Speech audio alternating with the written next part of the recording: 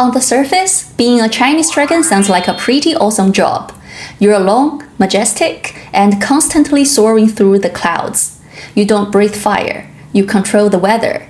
You're wise, respected, worshipped, and let's be honest, kinda hot in a mythological way.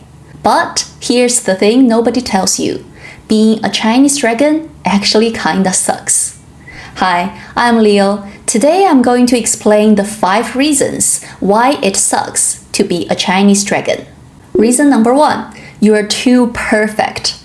Unlike their Western cousins, who get to steal gold, burn villages, and live their best villain lives, Chinese dragons are expected to be noble, wise, benevolent symbols of imperial power and moral virtue. That's a lot of pressure. You are not allowed to be scary or lazy. You are in charge of the rain, the rivers, the seasons, and probably everyone's grandma's good luck. Mess up the weather? That's on you. Drought? Your fault. Too much rain? Also your fault. You are basically nature's customer service manager, but with more scales. Western dragons get to sleep in a cave. Chinese dragons have scheduling conflicts with monsoons. Here's reason number 2. You are 50% snake, 50% everything else. Let's talk anatomy. Chinese dragons are not cute. They don't get wings. They don't get a shiny armor-plated belly.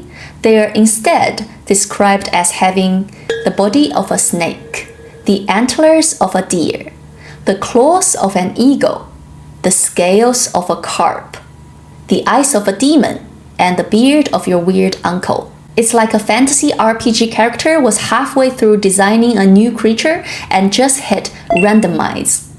So while Western dragons are busy looking sleek and ferocious, Chinese dragons show up looking like a bunch of zodiac animals got glued together during a group project. Reason number 3, you are basically a glorified transportation service. Who rides the Chinese dragon? Kings, emperors, gods, even Sun Wukong, the Monkey King, eventually gets to hop on a dragon. That's right, you are the Uber of the heavens.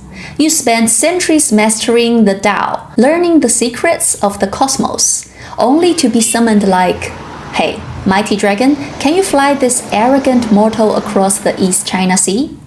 And you can't say no. You're a divine creature of virtue.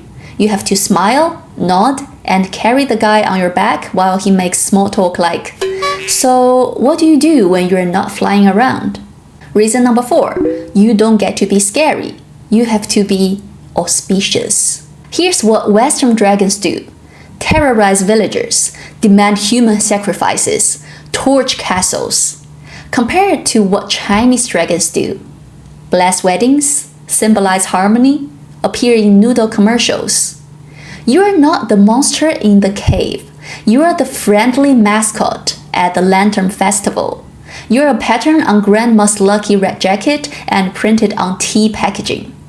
These days, being a dragon isn't so cool anymore. You don't get to fly through storms or guard treasure. Nope. Now your job is kinda silly. You show up in places like Chinese New Year parades, where 2 sweaty guys climb inside a dragon costume and try not to trip over each other while dancing in the street. Or temples, where people burn so much incense, your nose feels like it's full of smoke. Basically, you've gone from mighty sky god to giant sparkly worm that shows up at every party. Last reason why it sucks to be a Chinese dragon is you have to share your mythos with Carp. Here's a true story from Chinese mythology.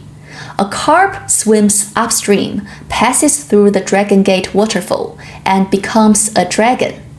You, an immortal sky deity, get up every morning to summon clouds and regulate the seasons. Meanwhile, some ambitious sushi ingredient graduates and becomes your co-worker. This is like working 800 years to become CEO, and then finding out Becky from accounting got promoted after winning a push-up contest.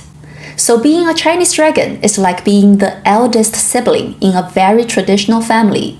You're powerful and admired, but also overworked, overburdened, and constantly expected to set a good example. You are not allowed to chill. You are not allowed to be messy. You are not even allowed to light anything on fire. You are stuck flying around the skies like some airborne Confucian role model, while Western dragons are out there snacking on nights and partying in caves. So next time you see a Chinese dragon dancing through the streets on Chinese New Year, give them a little sympathy. They are smiling on the outside, but deep down they'd probably trade places with the Western dragon in a heartbeat. Thanks for watching. If you enjoyed this video, don't forget to like and subscribe. I'm Leo. See you next time. Bye for now.